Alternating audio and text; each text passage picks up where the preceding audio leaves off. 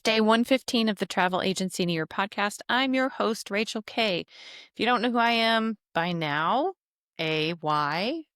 But B, maybe it's because you just found us. Head over to elevatewithrachelk.com to learn more about how I am here to help you build a travel business that builds you up. So today's episode is how do you cold approach for partnerships? How do you cold approach? We've done many episodes about networking and how you should be constantly looking at creating and or maintaining partnerships in a variety of ways. And I often get from travel advisors that I mentor, even agents on my team, I don't know how to approach this small business owner to see about a partnership. So that's what this episode is about. First of all, let's talk about types of partnerships you can have as a travel advisor. Partnership number one is going to be if you are hosted, your host agency can be a partner, and there should be someone within your host agency that you can call, if not just generally like calling the general office and be like, hey, I kind of need help with this, and they can direct you to someone on the team to help you. Sometimes they offer like mentoring programs, a few mentorship meetings. Every host agency is different in how they do this. And if you are like a sub agent under an agency in general, that's not like a big host, your host or your agency owner should also offer some advice and mentorship. Now, it's very difficult because unless you are an employee, they can't tell you exactly what to do. They can just say, this is what I would do in this situation. And if you are like considering a career in travel, and you think you're going to need a lot of mentorship, check to see who you're going to be partnering with to build your travel agency. Do they actually mentor and help? Or B, there are plenty of us in like the educational space. I'm a little mad because right now someone's blowing leaves around as I record this. So if you hear that, ignore that. Anyway, there are people like me and others. This is my gray hair that offer mentoring, regardless of whether or not you're with their host agency or on their team. Okay, so that's one possible partnership. Suppliers or brands via their BDMs. If you aren't familiar with that term, it's business development managers. They help develop the business of the brand or the wholesaler/supplier. And they also in turn help you build your business up. So you can create a partnership with them. I will say many times if you're brand new, they're willing to help you and they're willing to provide like some guidance or advice. They're not going to be there 24/7 to just, how do I manage this client or how do I manage this trip? That's not their job. Their job is to help you understand the possibilities of marketing their products, okay? But that is another partnership you can form, especially if you really, really niche down. Then you can build very, very strong relationships, not only with the BDMs for those brands, but if you go on like specific, well, in my experience with specific resort brands, and like go down even from that resort brand to specific properties, you can start to develop nope, can't talk. You can start to develop relationships and partnerships with those on the management team directly at that resort. I can't say if you can do that with cruise lines. It'd be real cool if you did, though.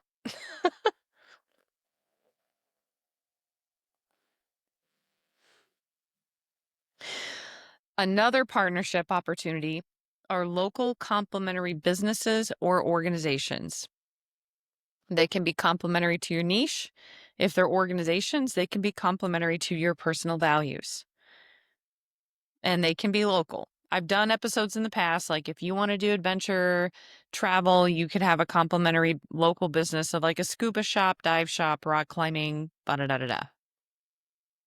I'm not going to get into that in this episode because I try to keep episodes shorter.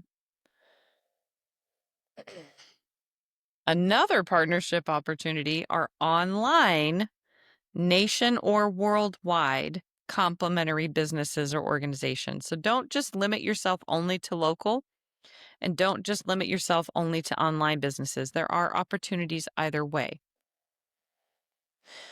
I will give you an example. I've decided to completely revamp my niche from my travel agency. Complete opposite. It used to be all about like, uh, just like pushing business through, go, go, go, get money, make the bookings, right? And now it's completely different. And it's expanded from my original thought of like, I'm just going to change niches. And now it's turned into this whole thing. And so I was doing some research for like how travel agencies can work in the nonprofit sphere. And I stumbled upon, I believe, who is a travel agency owner who does this sort of thing. Their mission and their value for their nonprofit organization is not aligned with mine at all. So we were not in competition with each other. I made one phone call, then we set up a phone call from there.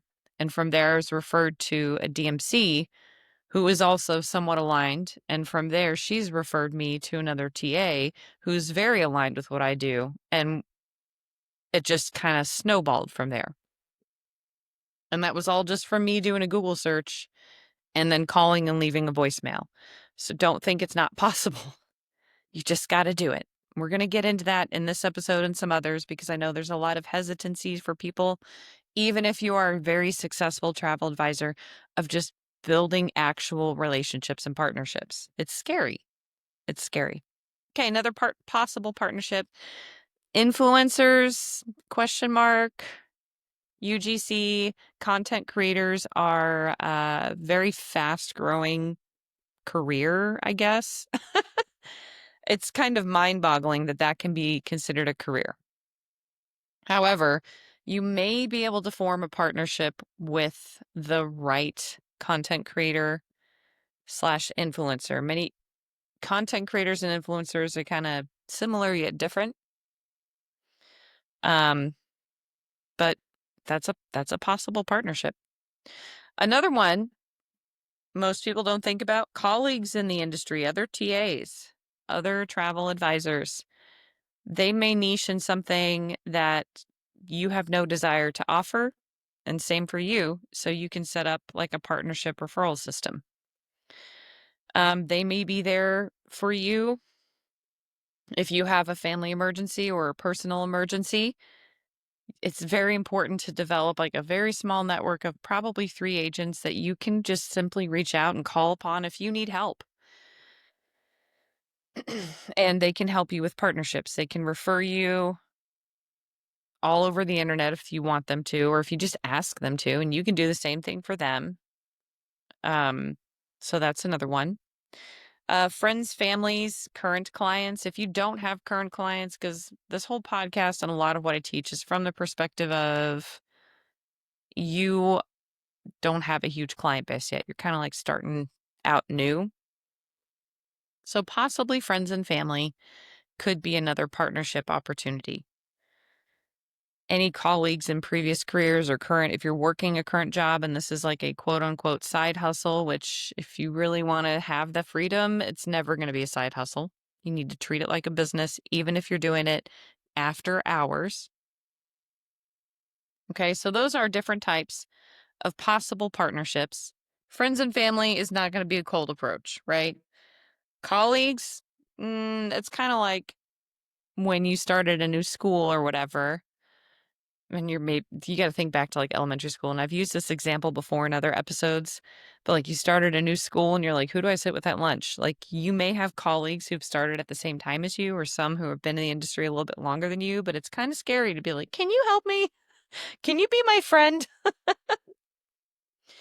Everything else is going to be pretty darn cold approaches. Your host, or if you are working under an agency owner, that shouldn't be cold either. But if you are like brand new and or considering this career, that's going to feel kind of cold approachy. All right. I'm sure as I listed those off, you're like, oh, that person could be a partnership. That person could be a partnership. If you've been in the industry for like 6 to 12 months or more, and you're probably feeling reluctant. Feeling reluctant? That's most likely tied to the fear of rejection. Which, if you want to know about the top 10 fears entrepreneurs and travel advisors face, I think is day 74. Let me check my notebook. Don't worry, I got a whole notebook of every single episode here. No big deal. Yep. Nope, that's mindset chatter. Yep, that is the top 10 fears. And then fear of rejection. If you want to do a deeper dive episode, head on over to day 80 is the fear of rejection. Don't worry, I got my handy dandy notebook. Okay, now let me make sure I'm on the right page here. Fear is not you. Please remember that. Any fears you have is not you. It is your ego protecting you because it's doing something unfamiliar, okay? At a minimum, it's that. So, think about whether or not you have that fear of rejection. It's hard making friends as adults. We're all adults, hopefully, listening. This is not child-friendly content. I mean, it's not bad, but it's not like for kids, clearly. And it's harder for us to make friends as adults, right? So it's going to feel scary to make these partnerships because you're like, what if they reject me? What if they say no? Well, guess what? There's so many other people in the world who are going to possibly say yes. So overcoming objections, know that people are going to say no and be okay with that. Don't simply approach someone with a what's in it for me, but what's in it for you. This is a partnership. Like that's like the grossy Josie dude sliding into your DMs, asking for gross pictures, and he doesn't even know you. Like don't do that. Don't be like, hey, you wanna give me business? You wanna give me your energy and time, and I'm not gonna ask anything in return? Ugh. Ugh. So I've talked about this with networking in general. You wanna have a solution. You want to have like understanding their pain points when you want to approach this person at an organization or a small business or whatever to create a partnership. There has to be benefits for them to even talking to you before you even approach. And we're going to get into that. We're going to get into the signs. It's time for you to cold approach here in a minute. Also, I want you to remember you aren't bothering anyone. How many emails do we get, whether they're bot emails or real authentic emails, of people asking? Yes, it's a bother to me because I've never applied for a business loan, but someone's given my information out somewhere. I constantly get texts that's like, do you need funding? We can get you $300K today. Over 12 months, your payment's only $70 million a month. And it's like, well, I didn't even ask for this. Why are you contacting me? That is a bother. But think about that. That's the cold approach. I never requested their information. They're just blabbing at me, and me reading it is like, oh, yeah, you can get me lending, but look at this interest rate. Look at how much money you're making. And also, I don't need any of this. This is not helping me in any capacity. So that's like bad cold approaching. And also, you may get an email, especially if you're hosted, from a random supplier or brand that's like, hey, we're hosting a webinar. Would you like more information about how to work with us? I mean, and that's kind of a cold approach. Register for this webinar, get to know me a little bit better. And you can make that decision. You're not like reporting them as spam and hopefully not. Hopefully you're not like, they're the worst thing ever because they sent me an email that I don't even have to read, but I chose to anyway. So that's an example of like signs it's okay to cold approach, and you're not going to get a yes every time, right? Okay. Signs it's a good idea to cold approach. Now I have 1, 2, 3, 4, 5, 6, 7, 8, 9, 10, 11, 12, 13.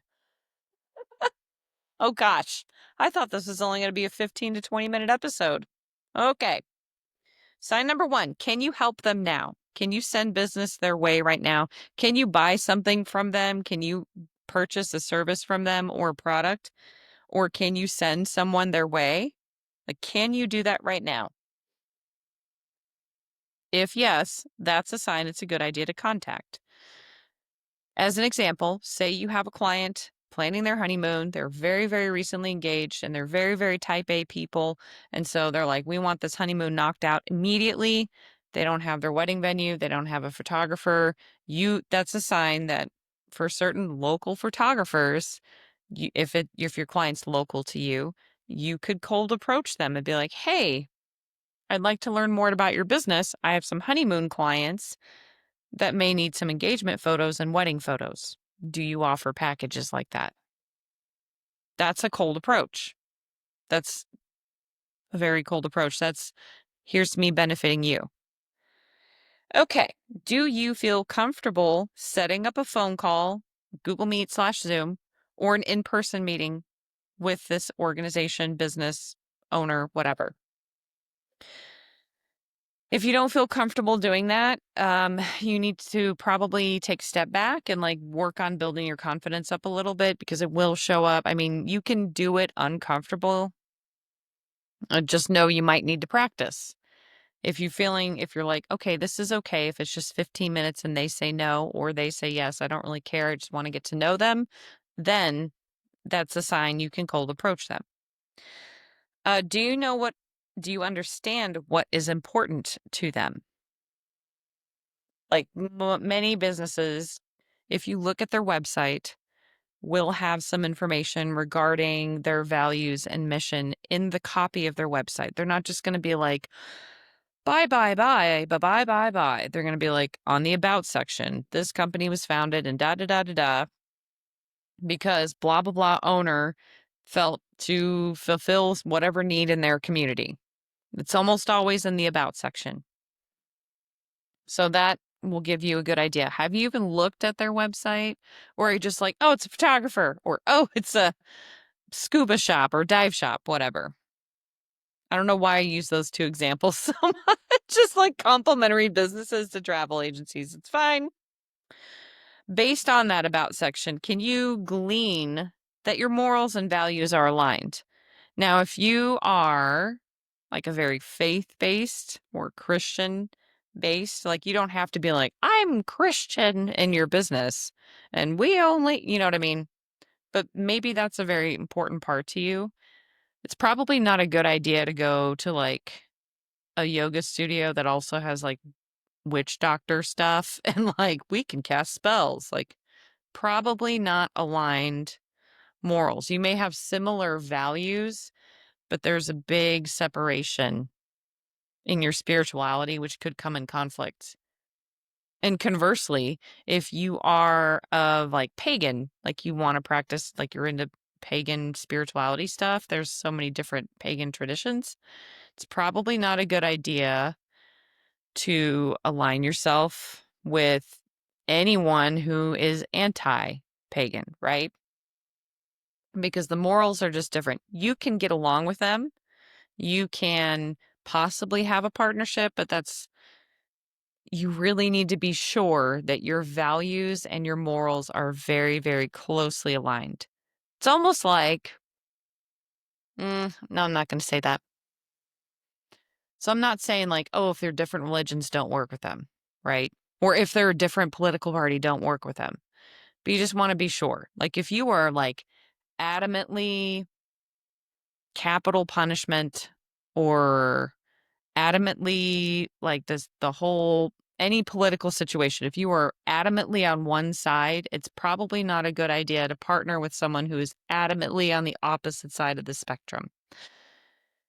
Because that will eventually, that division that you are already facing, like if you're anti-gun and they are like, we are pro-gun, we are pro-Second Amendment, that could cause an issue down the road. It could cause opportunity for a very healthy debate.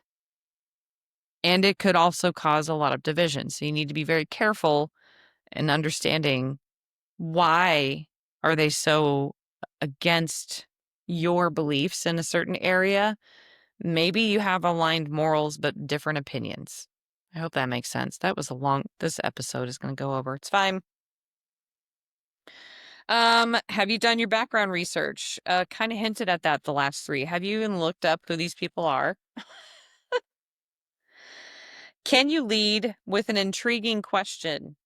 during an in-person meeting or phone call. Not like a sales pitch, but just like, hey, do you want to know how corporate incentive travel could really transform the productivity of your business? Do you want to talk about that? But you don't want to bring that up right away. So another example, would you want to learn how creating an effective partnership can lead to ba da da da da for your business or organization? Whatever goal that you want to create with this partnership, make sure you've done your research per last point. Have you done your research on it? Do you have the ability to provide stats? Like this has been statistically proven to help your organization or business achieve this goal if we partner and do this. Would you be interested? They might be like, yeah, and then like backslide and go work with another travel agent. It's fine. Who cares? You've at least given them the idea. Ask questions when you do meet them in person. Like, ask them questions. If you are offering a partnership or selling anything, and this is like important for your general consultations with any clients as well, the first conversation with that person that you want to partner with, whether or not they're going to book a trip with you or whatever, they should be doing 80% of the talking, and your 20% majority should be questions, learning about them. Um, Before you meet, provide some thoughtfulness and preparation. Like learn about the industry that they're in. Learn about their mission statement if it's like a nonprofit organization, like why are they doing what they're doing? Have an understanding of upcoming projects. It shows you care because clearly you do. And I'm not saying fake all of this just to make money either. Show you that you understand their concerns, even if you don't fully understand them at the beginning. But as you learn about them, you're like, oh, that is a huge concern. Answer any questions that they may have up front. Example, you get to the point where like, hey, do you want to learn how corporate incentive travel can help? Like you could have a long discussion learning about their business, how they're wanting to scale, so on and so forth, the first 30 minutes. And then you could say, hey, do you want to know how I do corporate incentive travel? And they're like, well, what do you do? My niche is corporate incentive travel. Would you like to uh, learn a little bit more about how that could really help with what I'm hearing you're saying? And then you go in because they'll be like, sure. And then you say, well, statistically, blah, blah, blah, blah, blah. It costs about this much, but the result in revenue production and productivity in general and employment satisfaction is this, this, and this, which will in turn save you more money in the long run. But you got to have all that information, but you are answering all their questions up front. Always provide some kind of value in every interaction with anyone that you might want to have a partnership. Oh, yes, clients can also be a partnership. I think I mentioned that before, but maybe I didn't. But always provide as much value as you can in every interaction. When it's time for you to cold approach, have an understanding that certain businesses, many businesses have a gatekeeper. Who is that gatekeeper? And how do you get through the gatekeeper? Maybe I should do an episode on that later on, or maybe you can Google it. Either way. But the gatekeeper is often like the executive assistant to the CEO. Um, it could even be like in a dentist office. It could just be the receptionist at the dentist office. Like she's going to deem, are you worth time for a meeting? And finally, how can you help them with your partnership? I've already stated that. How can you help them? That's the last tip. So, when you are questioning or feeling nervous, if you have these steps like kind of checked off, that's when you are going to be able to more confidently cold approach someone and be okay with them saying no, because it'll be like, okay, well, I'll find someone else who actually wants this sort of a partnership. And you want to like, every business is different. Even every travel agency is different. Everyone has different values, whatever. So you even want to like tailor this for each business just a little bit. So you can't just do research on one business and then they're like, no, I don't want to work with you. And then just assume every again, I'm going to go back to photographer. Every photographer operates that way, or every whatever restaurant operates that way or thinks this way, because that's not true. All right. That's this episode, day 115.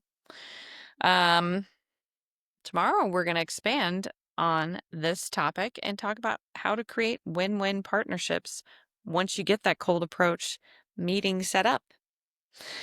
Thanks for listening. Subscribe if you haven't already, and I'll talk to you tomorrow. Bye.